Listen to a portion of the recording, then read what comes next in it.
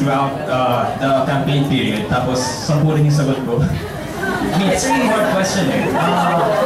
Kasi because it really is a tentative question. Tapos, in that case, sa tanongin, laging may assumption of bad faith na mag-reconcile one partida, not a member of. Diba?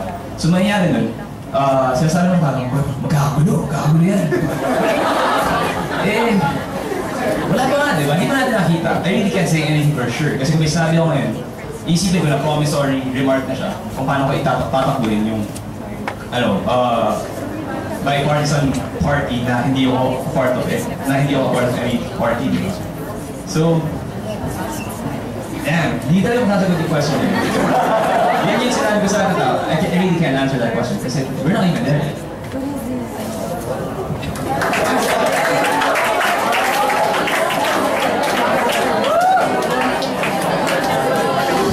Pero syempre bilang kumakandidato tayong chairperson, dapat meron na tayong pagtingin kung paano natin dapat i-handle yung konseho natin. As Jason, base sa experience natin as incumbent journalism representative, pinatunayan naman natin na kahit iba-iba man yung kulay na meron tayo sa council, talagang napagkakaisa natin yung council natin doon sa mga proyekto ating inilulunsad, sa mga programa at mga pagkilos.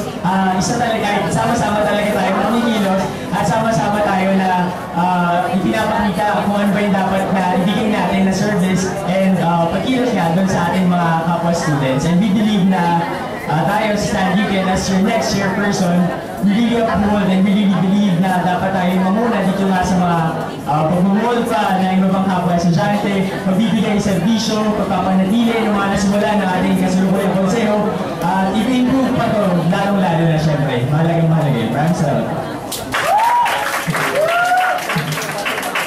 At ngayon naman pabibigyan natin si Mr. Juan Rigores ng pagkakataong magtanong para sa Stan Deacon.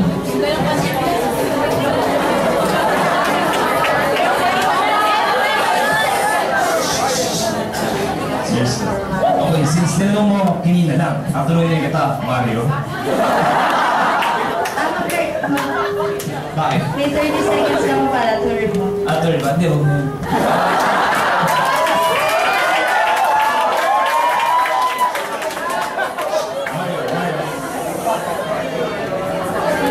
Okay, since may naman tayo magtanong tungkol sa mga stand dito, what is your stand in the UP Fair? Like ano ba? Hot dog stand ba?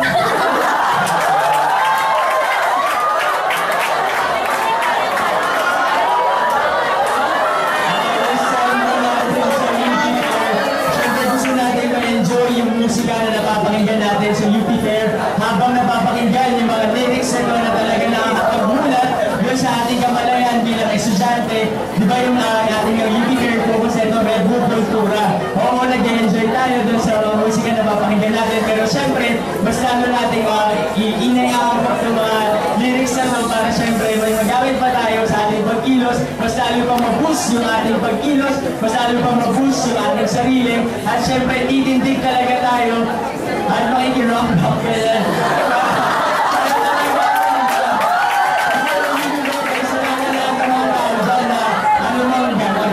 Man yan or kahit ano, diba, salo-salo tayo dito. At siyempre, maganda talaga na buwan sa nakikinig tayo sa music, meron tayong nakukuha from the message na ibinibigay sa atin ng mga tumutugtog dito. Ito yung stand natin sa UP Fair. Kailangan mo ba? Ito na siguro yung pinaka-serious na question na tatay ngayon. So, yun nga, sa UP Fair, sabi mo, kailangan mag-rakahan. Ano yung stand mo sa di ba parang this year, parang may mga measures na i-keep out yung lumpen proletariat natin ng mga basic fans. Ano yung mga reaction? Ano yung reaction mo?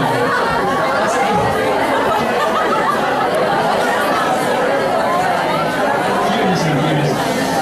Okay, syempre yung mga kasama naman natin na talagang rin kung mga react sa mga music. Kung talaga namang na dinadestroy na nila yung peaceful occasion naman, sana na simpleng jamming lang tayo dito, simpleng kaklakan lang. Pero kung talagang nakakasira na tayo ng buhay ng ibang tao, nasasaktan na sila, talagang nag-washbit ng fatal, syempre tayo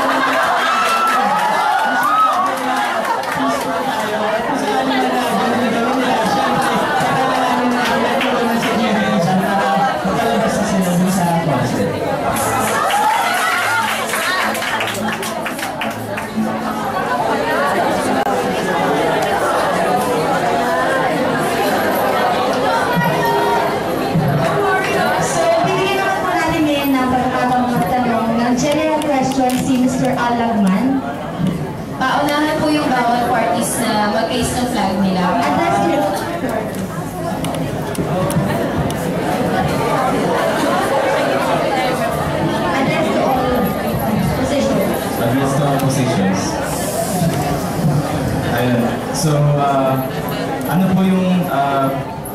Dito po, common naman po na iba't iba yung ideologies ng, lalo na po sa mascom, diverse yung ideologies natin, political ideologies natin.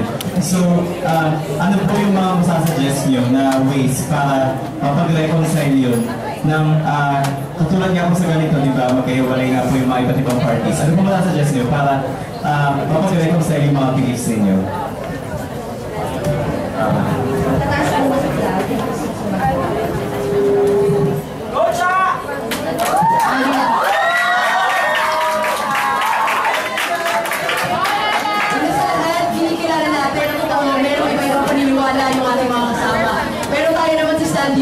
Hindi tayo tumitigil sa pagkipagdialogo, hindi tayo tumitigil sa pag-RTR, sa pagkipag-usap sa ating mga kasama dito sa Kolehiyo, upang may papag nga natin ano ba yung ating paniniwala, ano yung mensahe, at yung paniniwala natin na batay, konkretong pagsusuri doon sa konkretong kalagayan ng ating lipunan. At syempre, tayo naman naniniwala na sa patuloy ng tunggalian, doon ang di naman lumalabas yung the best product. So hindi tayo natatakot na makipag-diskusyon sa ating mga kasama sa Kolehiyo.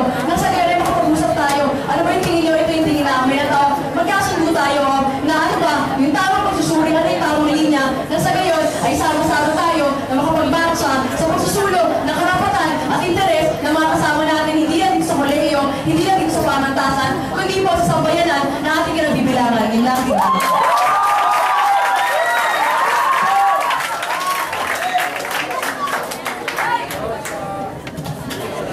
Okay. So yun, sabi nga po, no, so maganda naman yung views na na-share nyo and sana nga po natutuhanin nyo yan kung magkakataon man. So yung sa isa...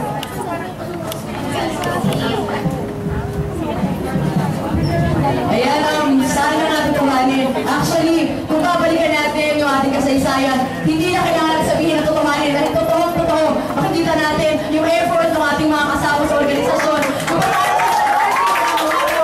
paano tayo lumalabas dahil tayo sa veranda upang ipaabot yung ating mga mensahe. Kung paano tayo lumalabas ng ating statements na sa gayon ay makaabot sa ating mga magahan kung lumali tayo sa ating parating ng mga panawagan at ating pagtingin sa lipunan nila po. Salamat, Miki.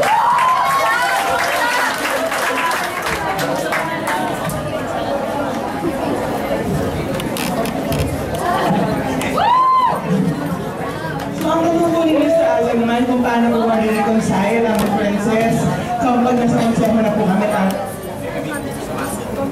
sa MASCOM po. Being part of the student council itself already reconciles the different beliefs. Kami po sa isang konseho non-partisan po yan. So, once elected, makikinig na po yan sa both sides. Ang incumbent council po ngayon nakikinig sa both sides. Mixture po yan. Dapat pag-incumbent, pag nasa konseho na po, equal na po yan, non-partisan. Ang nasa una po ay mga estudyante, makikinig sa mga estudyante. Ang servisyo po, hindi po inaalay dahil dilaw, dahil pula. Ang servisyo inaalay dahil estudyante ka. So yun po yung pag-reconcile. Makikinig po kami. Dapat po, makikinig po kami sa lahat ng opinion ng mga bawat isang tao. We will reconcile the differences by being open-minded.